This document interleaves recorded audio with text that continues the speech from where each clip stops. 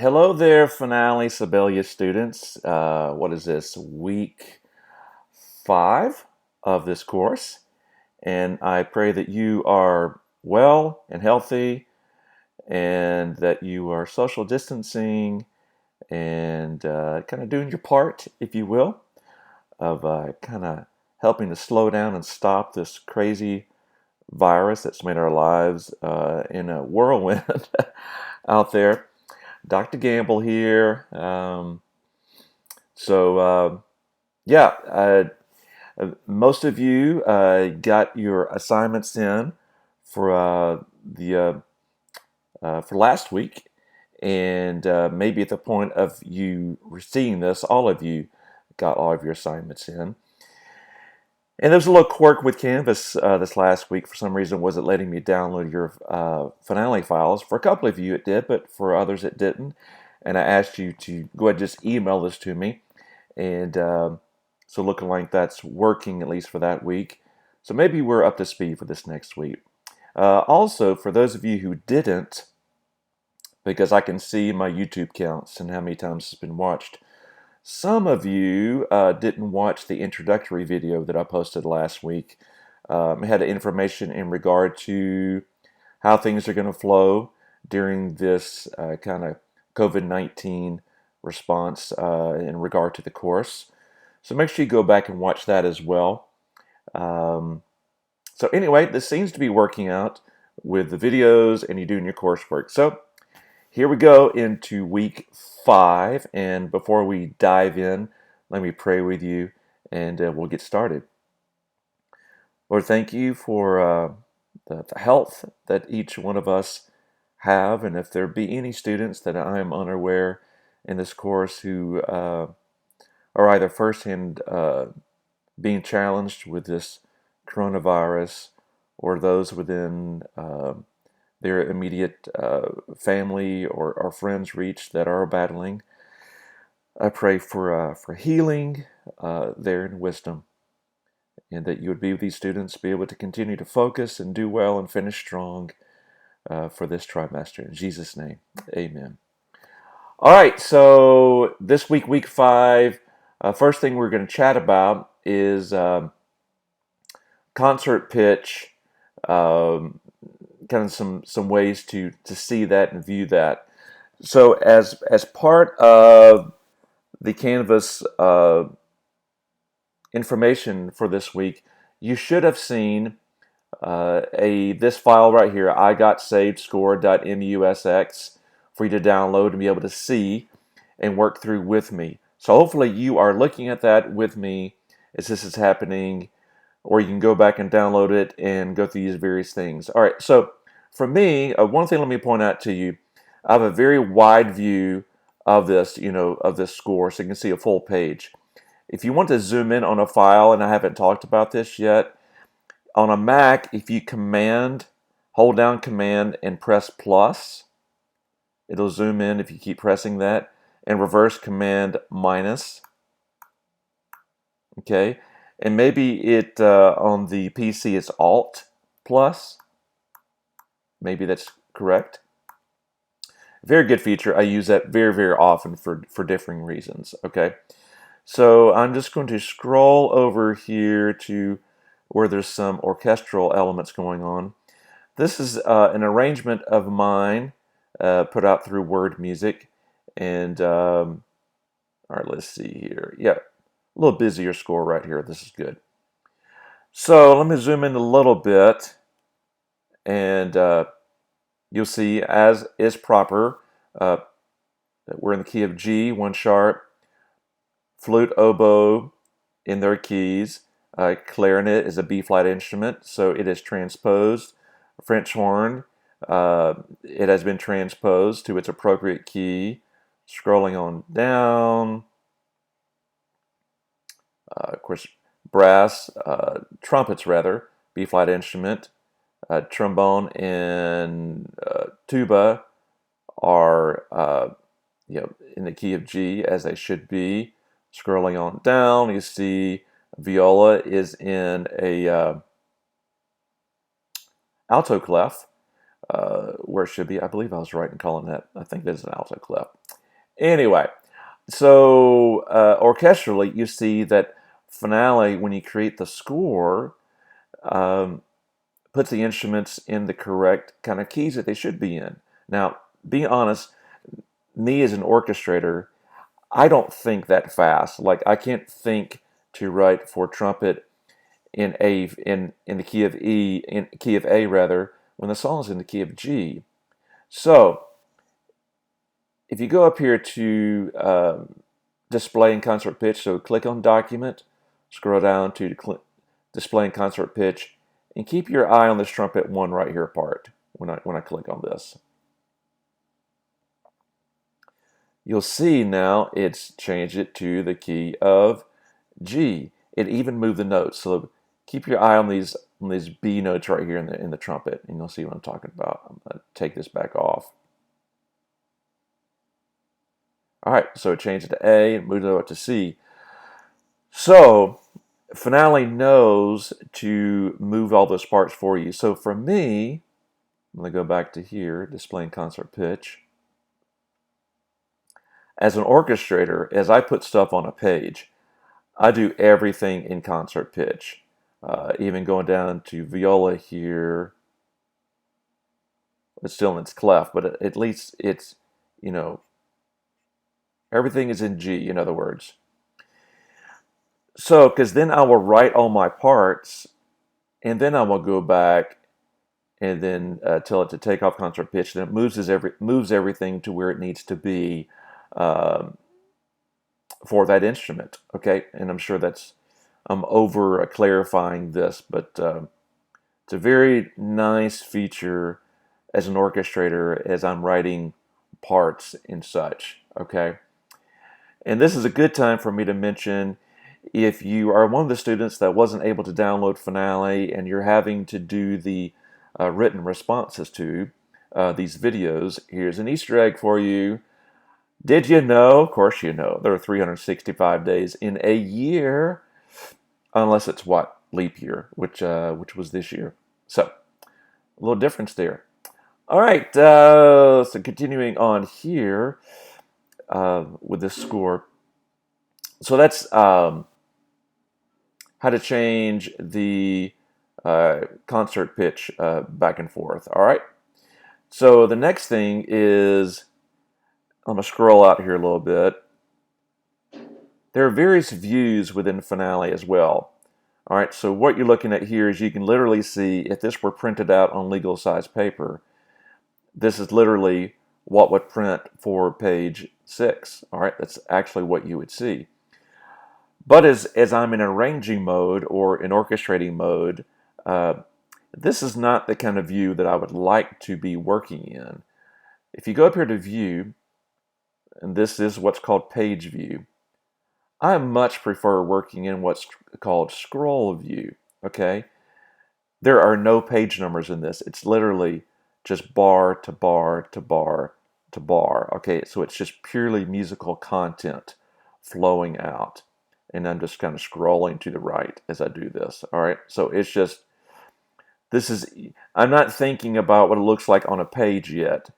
I'm just trying to get information within Finale. All right, and then at some point you can go back into page view and begin cleaning it up from a printing, engraving standpoint, as hopefully you're thinking about. However, there's also a third view called Studio View. Click on that, and you see it open up here to the left. A few different things as you're playing back your Finale file: the volume that's at, panning, muting, soloing, and recording if you're in some sort of mode like that. Okay, you can also, a little drop down menu here, and change the voice, the instrument that is being utilized within that particular track.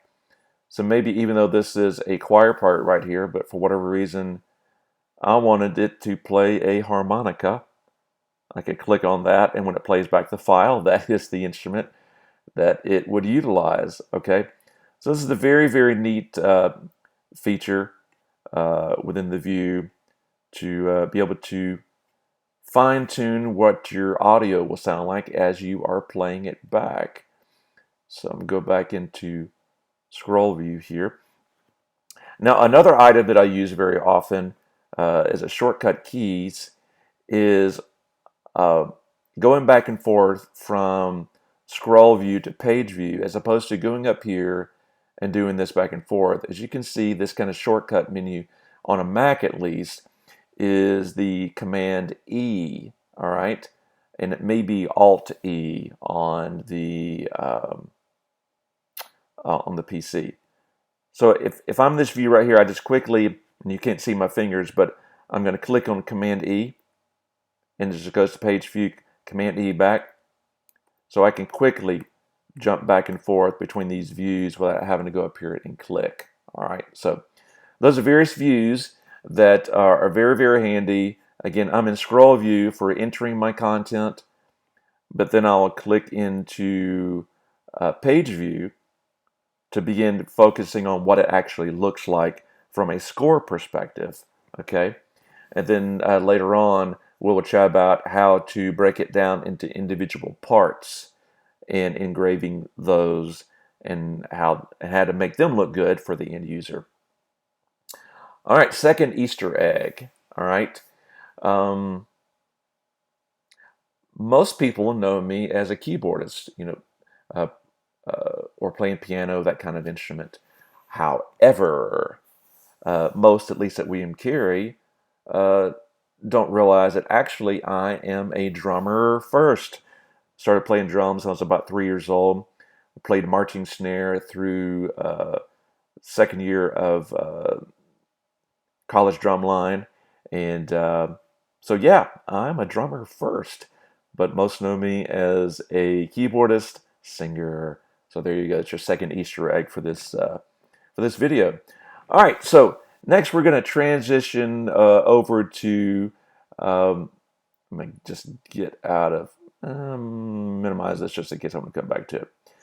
All right, you should have also found a PDF within your exercise there that you can download, and it looks like this. All right, it's kind of a 2-page PDF, blank score, customized score, and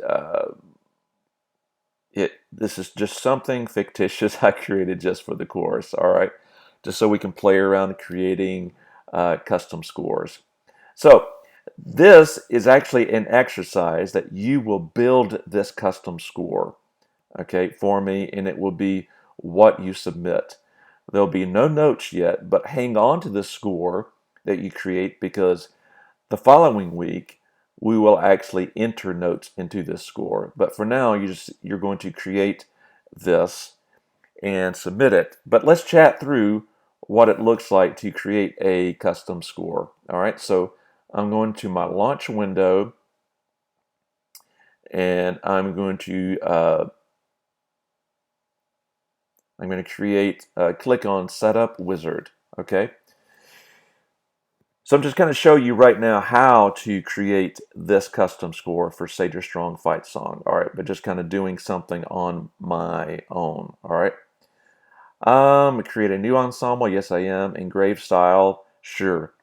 Handwritten is what looks like a handwritten kind of musical font, okay? You might see that sometimes, all right? I still want a letter size. I could make it landscape.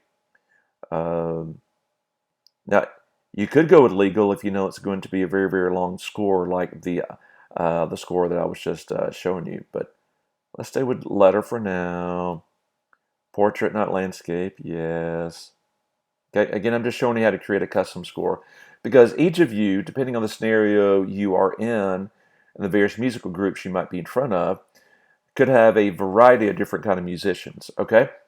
So let's say, clicked on keyboards. Let's say it does have a harpsichord. I'm going to click add. Let's say you have a bassoon.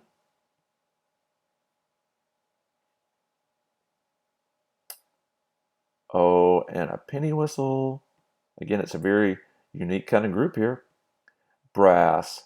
All right, if you have 3 trumpet players, so trumpet 1, 2, 3, 4, you don't see that listed here. But if you list trumpet 3 times, add, add. Right now you can't see it, but this should, when it builds the score later on, show it as trumpet 1, 2, 3. Okay? So let's keep our fingers crossed that that's actually going to happen. All right. You have a guitar with tab. All right, intriguing. Ooh. You also have a banjo player. Strings. You have violin. You have viola and cello. This is intriguing. Drums. You have a snare drum player. Brett should appreciate that. Some quint toms. This is a very, very unique situation we have here. Just for kicks, let's add some some beatbox and a mezzo soprano. All right. So as I added all of these over here, you'll see that it defaulted to placing them in what it viewed as an orchestral score order. Now, you can go in here and change this to various other orders. However, I'm going to go to custom because for me, all right, just looking at this, I find the beatbox to be the most important instrument, and I want to be able to focus on that in my score. So I'm going to click on it, and I'm going to click on this up button here. You see it's going to move it to the top. And the second instrument I want to keep my eyes on are going to be the quint toms. All right. And let's say the harpsichord as is going to be my, all right. So you see it kind of moves it to the top. All right. And I could have the option of saving this as a brand new ensemble. So it creates as a template that you could use in the future for this customized group that you have there with you. So it's going to ask me, I believe, if I want to do that in a little bit. All right, let's see. Oops. Again, this is all fictitious. The penny whistle, quint, tom, rag, band, tune. I'm just making stuff up here.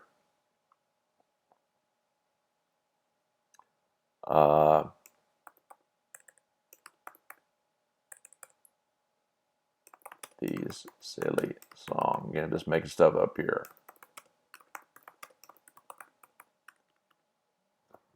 Oh, let's see.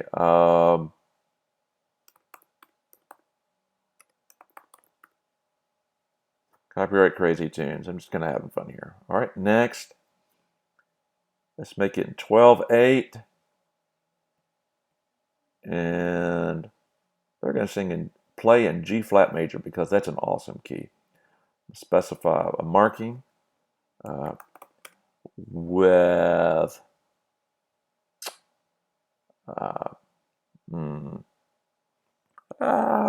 hadn't thought through this.